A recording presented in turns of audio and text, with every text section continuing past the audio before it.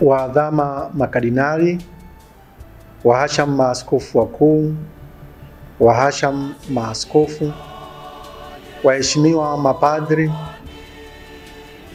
watawa na waamini wote. Tumsifu Yesu Kristo. Tanzia.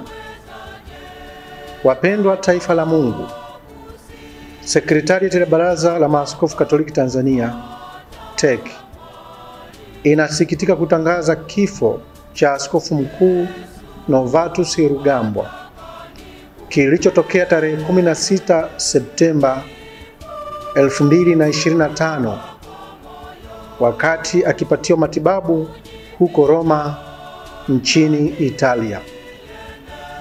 Hayati Askofu Mkuu Novatus Rugambwa alizaliwa tarehe 8 mwezi wa 10 mwaka 1957 mkoani Kagera.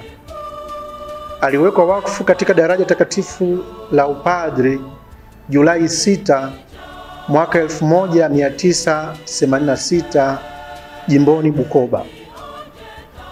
Mnamo Machi 18, 2010 aliwekwa wakfu katika daraja takatifu la uaskofu na kuteuliwa kuwa askofu mkuu wa heshima wa Tagaria.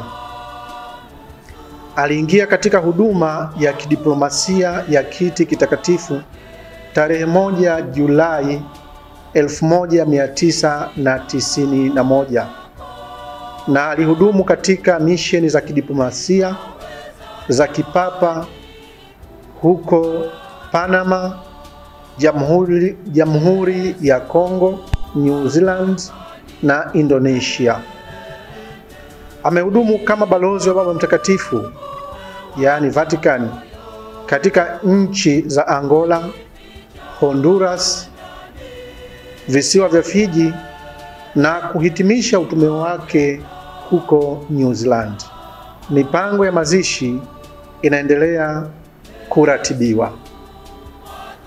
Poleni sana na tuzidi kuiombea roho yake ipate pumziko la milele.